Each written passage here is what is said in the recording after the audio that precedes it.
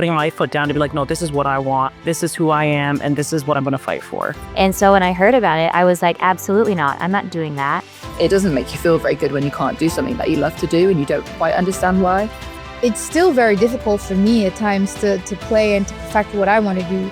I had a car accident coming from the Atlanta City Games, totaled my car. Oh my goodness. 2022, I was really out, and look at me now, look like Well, God had other plans for me. He was like, nope, you're not done. You'll keep skating.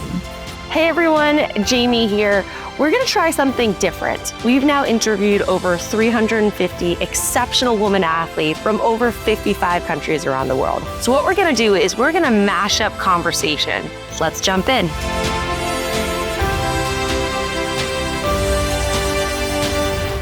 First monobob medal, first bobsleigh medal at the top level as a driver. Well, a glorious end to what has been a tough season for Cynthia Appiah. Yeah, my name is Cynthia Appiah, and I am a pilot on the Canadian bobsleigh team. I will always credit bobsleigh with me finding who I am as a person and finding my voice. I was quite a shy person growing up, and to some extent, I'm quite introverted. It's funny when people come up to me and they're like, oh my God, you're so confident, and you really do this confidence. I'm like, that's a facade sometimes, like really. Yeah. And I always like to tell people this book that I read a few years back called Quiet. I love Quiet. It's such a good book, right? Love it. So good. And I just love because it really showcased who I was. And I think that's when I started to learn more about myself and tune into my strengths, but also work on my weaknesses. I think I'm a extroverted introvert as like one of the different. Yeah. So I was just like, hey, this is me. And I had to really work on that side of me. I think if I could go back in time or if I could tell my younger self, I'd probably read that book a lot sooner than I did. I think I read it in my second season of bobsleigh. So I was like around 26, 27 and finding my voice and sticking up for myself. I think that was the other thing is like I kind of let things go by the wayside and let people talk over me instead of putting my foot down to be like, no, this is what I want. This is who I am. And this is what I'm going to fight for. I love bobsleigh and I love women's bobsleigh. I think the monobob, which is the event that I tend to do better in, is probably the most exciting race on the race weekend. Some people may disagree with me, but I know quite a number of people in our sport who will agree with me that the ambiguity of who can win each race weekend is what makes it so exciting. Mm-hmm. And I love that it's a women's event that's really pushing the envelope in bobsleigh now. Dana Mathewson. The 33-year-old is still one of the top wheelchair tennis players in the world. I'm coming in from Orlando, Florida. I am a wheelchair tennis player, and my name is Dana Mathewson. I had never honestly heard of it before I got injured when I was 10 years old. I got a really rare autoimmune disease called transverse myelitis. And that sounds like really scientific and complicated, but basically I was able-bodied, I was running sprints, I was a soccer player, and my immune system just attacked my spine because it thought something was wrong with it when really nothing was wrong, and it made me have to use a wheelchair. So that crazy turn of events led me to being introduced to adaptive sports, which I'm so lucky that my mom talked to all these different rec therapists in San Diego, where I was from and was living at the time. And she found this camp that was being held in Coronado, and she signed me up. And I have to be honest with you, I had no experience with Paralympics. I had no experience with any person with a disability, really, that wasn't elderly. San Diego is a really big city. I considered myself like a very non-sheltered kid, but I had no exposure to any of this. And so when I heard about it, I was like, absolutely not. I'm not doing that. Like, don't put me in there with those kids. Like, I was scared, And so I think that I'm really glad that my mom didn't listen to me, and she was like, no, I'm sorry. You're going to be an active kid. It doesn't matter if you have a disability or not. And she put me in this camp. And I remember sitting in a tennis chair for the first time, seeing other kids that had disabilities for the first time, hitting a tennis ball. And ironically, I actually hated tennis when I was able-bodied, but for whatever reason, I just didn't like it. I was a soccer player, and then it just clicked. And so that's how I found wheelchair tennis, but I also played wheelchair basketball for some time. I tried wheelchair rugby. I went to those multi-sport camps where I tried archery and even water sports and all that. So I tried everything, but tennis stuck. Women's trampoline final. Brownie Page of Great Britain has already won a silver medal in Rio. It is gold for Page. For the first time ever, she has an individual medal. I'm Brownie Page. I'm a trampoline gymnast from Great Britain. And I found out about trampolining because I guess my family's quite sporty. So I got involved in lots of different sports when I was younger. I wasn't very good at most of them. I actually used to live in the States, and then when we moved back to England, the gymnastics centre that I trained at had a trampoline when I was younger, like kind of late teens, when kind of you start to realise what you're doing is dangerous. Because when you're younger, you're just like, this is cool, let's learn the next skill, that looks like fun. And then when you get older, you kind of understand what can happen and what can go wrong, and you get fearful of that. And as obviously as well as you're progressing, you tend to do harder skills, so they're a little bit more scary anyway, and there's higher danger as you get better and learn new skills. So it's just a case of like, I basically went through a point where I could do triple somersaults and I could do multiple twisting doubles, but I got scared of my skills and myself and my ability to the point where I couldn't do a single somersault with a half twist, which is one of the first somersaults that you learn. And I wouldn't take off of that. I couldn't take off at any skill. I was really struggling. And this kind of lasted like on and off. I still sometimes have to deal with that level of fear, but the struggle was kind of on and off for 2 years where it was really severe. So during that time, I learned lots of different techniques to deal with fear and to deal with my lack of confidence or worrying about a certain skill. So like the different techniques would be just kind of, I guess, rationalizing it, understanding that my fear is heightened, and like the actual possibility of something bad happening in that moment just because I'm fearful of it is quite small. Especially when I've got the muscle memory and the understanding of how to trampoline. So I basically kind of like retaught my skills, learning what I should be seeing at what certain point. Whereas when I was younger, I just kind of did it. I just did it mostly by feel. This time I had more of an understanding of what I was doing. I retaught myself everything along with my coach and my psychologist at the time that was helping me with my confidence. Just kind of lowering that anxiety with different techniques like through breathing or like regulating heartbeat, like keeping a diary and a track of kind of getting rid of the emotional side of things. So I went to go into training session knowing that I was going to be fearful and not going to be able to do my skills. And my emotions around that were like, I felt embarrassed, I felt scared, I felt like, I guess like there's an element of like low-level depression of just like you're going to go into a training session and you're going to struggle, and it doesn't make you feel very good when you can't do something that you love to do and you don't quite understand why. So I guess like dealing with that fear, you just learn that fear brings focus, and you just got to bring your brain to focus instead of on the fear and what could go wrong, on the things that are going to help you to do the skill well, and the idea of if you're going to do the skill well, how you'll feel about that, rather than if you don't do the skill well, how you'd feel. Referred to as the Golden Girl of Table Tennis, Chelsea has had an impeccable track record of bringing the first place title to Guyana on several occasions. Chelsea Edgell has become the first Guyanese table tennis player to ever make the cut for the Olympic Games. Hi, my name is Chelsea Edgell. I am from Guyana and I am a table tennis Olympian. A misconception is that it's easy and that we don't train very hard. Everyone just sees it and kind of thinks, oh, it's so easy, I think I can do it, or I can beat you. You get that a lot. I think, you have to deal with it a lot, that people just so think annoying. that you can just come on the table and hit the ball and it's just gonna land on the table. But it takes so much skill and so much practice that I've been doing it for this year, makes it 18 years since I've been playing. So I've been doing it for this long, and it's still very difficult for me at times to play and to perfect what I want to do. So yeah, I think the biggest misconception is that it's easy. How long can a game be? So we can play either a best of 5 games or a best of 7 games. A best of 5 games would go maybe 35-40 minutes. In a best of 7, it's the same. Average, it's about 40 minutes. But it can go as long as maybe 45-50 minutes if it's really a close game. I was going to ask, when things get tough or hard or stressful in a match that long, how do you ground yourself? Oh, that's a really good one. Over the years of playing, it was one thing to have a plan going into the match, kind of know what you're going to do. So it kind of eliminates that guesswork while the match happens. As I got older, it's become a little bit more difficult to be able to ground myself. Something I've been working on. A lot of the times, that mindfulness and looking inwards and trying to keeping yourself positive is something that I've been working on and trying to incorporate now into my game. I think that's a new component that I'm trying to work with and kind of figure out. Even off the table, it's something that I've been trying to work with. So yeah, for me, it's a work in progress, but mindfulness and being positive usually helps.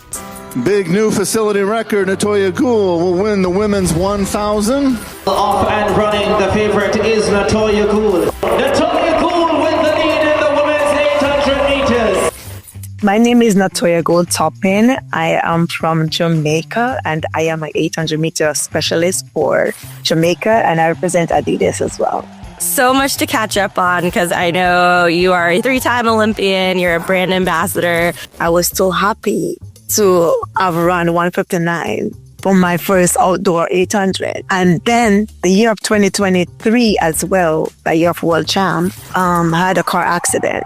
Coming from the Atlanta City Games, totaled my car. Oh my goodness. Yeah, that was in May. And I ran a 400, I think, in July. So I think because of the accident, later down in the year, I end up having a nerve issue. From July all the way up to September, I had a nerve issue and the nerve issue went away right before the Prefontaine Diamond League finals. That's why I was able to run 1:55.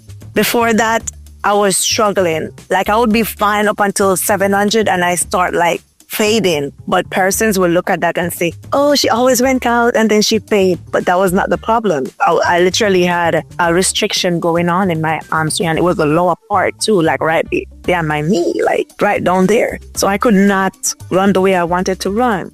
Wow. Thank you for sharing all that because people have no clue what's actually going on for the athlete. So I thank you for giving that insight into us. Tamara, who actually competed in last year's World Championships, went out.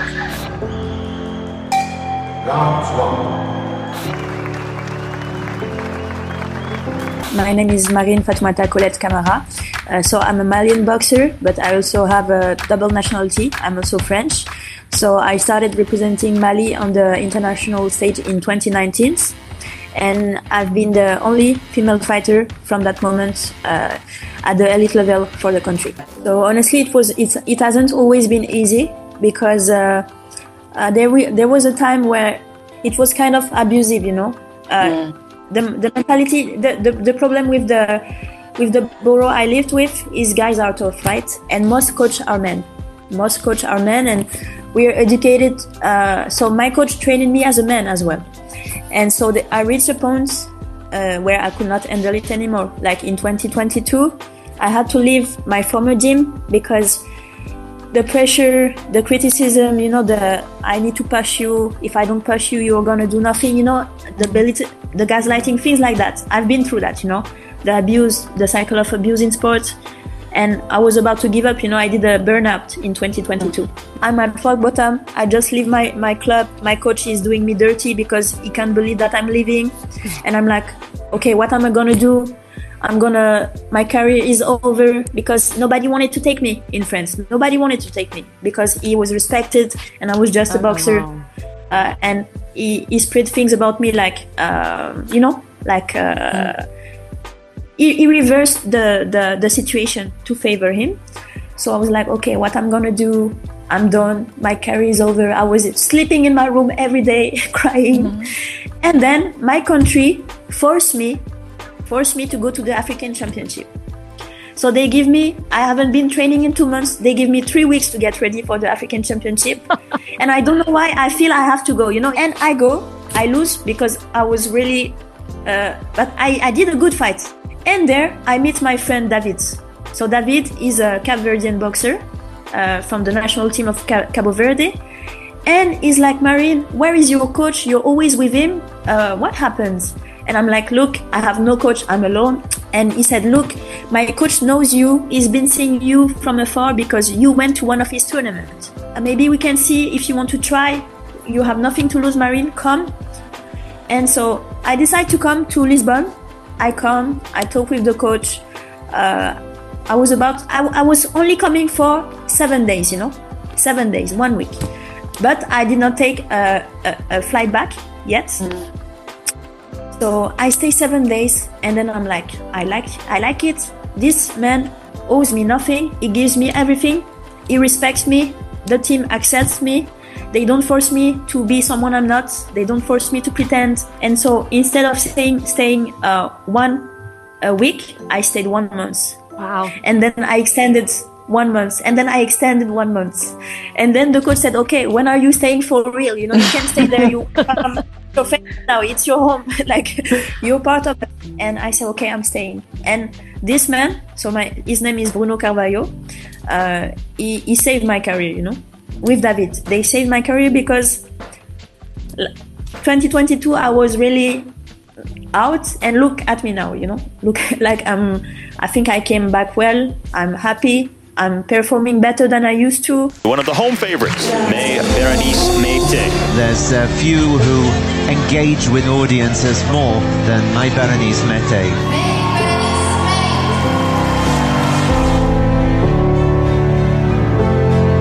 For those of you who don't know me, my name is May. I'm a French figure skater, 2-time Olympian, 6-time national champion. On the side, I did my studies. So it all started as a game, and actually for the longest time, for me, it was just a game. It gets harder and harder, obviously. You learn the jumps, the tricks, the skating skills a little bit more advanced. And the more you graduate in the figure skating, the more you can level up and then get access to regional competitions. And then if you do well at those competitions, well, the federation or your league actually can be like, oh, okay, that kid is interesting. Maybe we can get her into the team. So I got into the league team, and then I got the nice results. So I went to the national team. And then after the national team, I was national champion I was, fun fact, actually, I was national champion in all the categories that exist in figure skating in France. Woo! So, yeah. That's okay. I'm a little proud of this one. And then I got my first international assignment at the age of 11 or 12. And that's when it all started.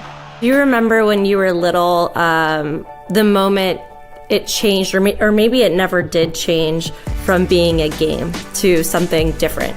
Or is it still a game for you today? Okay, so it's back to being a game, but for a little bit of time, it wasn't a game anymore. I basically went to all those events and to the biggest events of like any athletes could dream of. So what now? And it was a little bit harder to get out of your comfort zone, push, go into details, because that's when really, if you want the medal, that's where you have to go into details, like details. I was in survival mode and I wasn't enjoying skating anymore. And after my injury, that's when I got the passion again for skating, and that's when I started to see it as a game again. May, for those who haven't followed you throughout your journey, can you tell us about your injury? After March 2021, I go for the short program.